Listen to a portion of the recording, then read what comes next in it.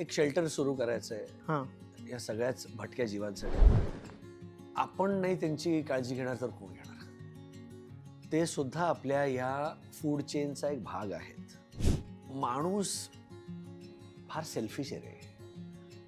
फक्त स्वतःबद्दल विचार करतो. ॲनिमल दत्तक घेतलाय? हो, आम्ही एक बिबट्या दत्तक घेतला होता. हो, 2 बॅक टू बॅक. अभिनयाची जादू आणि आवाजाची वेगळी ओळख. प्रेक्षकांच्या मनात अढळ स्थान निर्माण करणारं व्यक्तिमत्व म्हणजे सुमित राघवन. गेली अनेक वर्ष आपल्या दमदार अभिनयाने प्रेक्षकांचं मनोरंजन करणारे सुमित राघवन हे सामाजिक बांधिलकी सुद्धा जपत आले आहेत. विविध विषयांवर स्पष्टपणे मत मांडणारे सुमित हे प्राणी पक्ष्यांवरही प्रचंड प्रेम करतात. इतकंच नाही तर भटक्या जीवांसाठी शेल्टर सुरू करण्याचं त्यांचं स्वप्न आहे. काही वर्षांपूर्वी त्यांनी बिबट्यालाही दत्तक घेतलं होतं.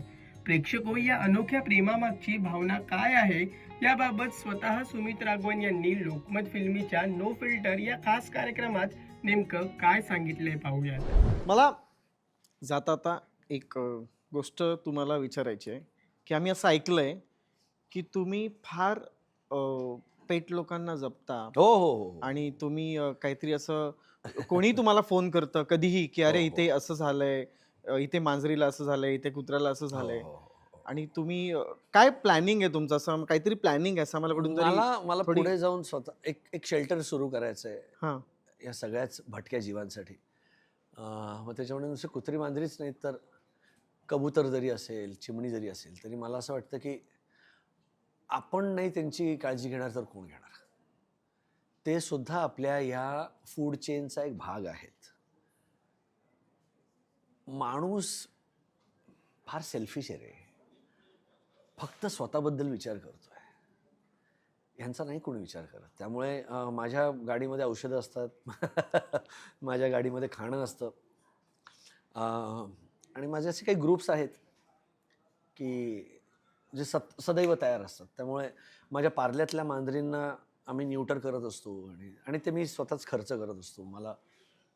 मला नाही आवडत कोणाकडे पैसे मागायला. म्हणजे मी काही काही प्रोजेक्टसुद्धा असेच करतो की ज्यांचे मी पैसे डायरेक्ट तिकडे वळते करतो. मी असंही ऐकलं तुम्ही काहीतरी एक वाईल्ड ॲनिमल दत्तक घेतलाय? हो, आम्ही एक बिबट्या दत्तक घेतला होता.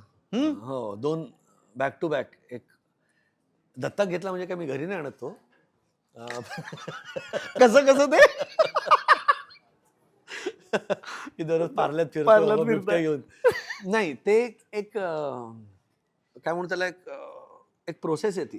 आपण जर नॅशनल पार्कमध्ये गेलो ना, तिकडे त्यांनी तो एक कार्यक्रम राबवलेला आहे की एक वर्षभरासाठी तुम्ही एक प्राणी दत्तक घ्या, म्हणजे काही असेल. तर तेव्हा एक बिबट्या सापडला होता त्याला नगरच्या कुठल्या तरी मळ्यात. तर त्याला मी दत्तक घेतला. महिन्याला 10,000 रुपये त्याचा खर्च, तर वर्षाचे मी त्याला 1,20,000 रुपये त्यांना दिले होते. आणि त्या पिंजऱ्यावर आतिश, काय सुमित राघवनचा आतिश का सुमित राघवन अशा टाईपचं त्याचं नाव काय होतं? आतिश होतं. एक आतिश होतं आणि एक तारा होती. हां. असे एक मुलगा होता आणि एक मुलगी, ज्याला मी दत्तक घेतलं. पहिली तारा होती. तर तुम्हाला तो बॅच देतात आणि तुम्ही कधी जाऊन तुमच्या प्राण्याला जाऊन बघू शकता. फक्त बघू शकता की बरं आहे की नाही, नीट काळजी घेतली जाते की नाही. उगाच आपला मला दिसलं पार्ला सुभाष रोडवरनं हां. नाही भाजीवाला प्रयोगाला वगैरे घेऊन आलाय. दरम्यान मराठी आणि हिंदी मनोरंजन सृष्टीतील लोकप्रिय अभिनेते सुमित राघवन यांनी आपल्या दमदार अभिनय, उत्कृष्ट विनोदी टायमिंग आणि प्रभावी सूत्रसंचालनाच्या जोरावर प्रेक्षकांच्या मनात खास स्थान निर्माण केलं आहे. रंगभूमी, दूरदर्शन आणि चित्रपट अशा तिन्ही माध्यमांमध्ये त्यांनी आपल्या अभिनयाची छाप उमटवली आहे.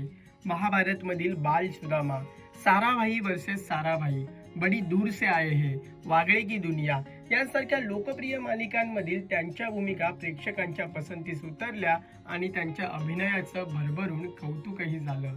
तसेच यू मी और हम, कुछ लव जैसा, हॉलिडे अशा विविध हिंदी चित्रपटांमध्ये आणि संदूक, आपला माणूस, बकेट लिस्ट आणि डॉक्टर काशीनाथ घाणेकर, एकदा काय झालं, संगीत मानापमान अशा विविध मराठी चित्रपटांमध्ये त्यांनी साकारलेल्या भूमिका विशेष गाजल्या.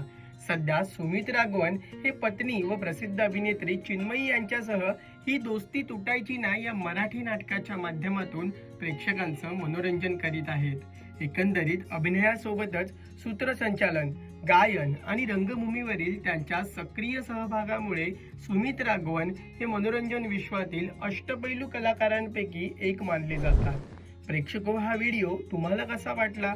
सुमित राघवन यांनी साकारलेली तुमची आवडती भूमिका कोणती हे आम्हाला कमेंट करून नक्की कळवा.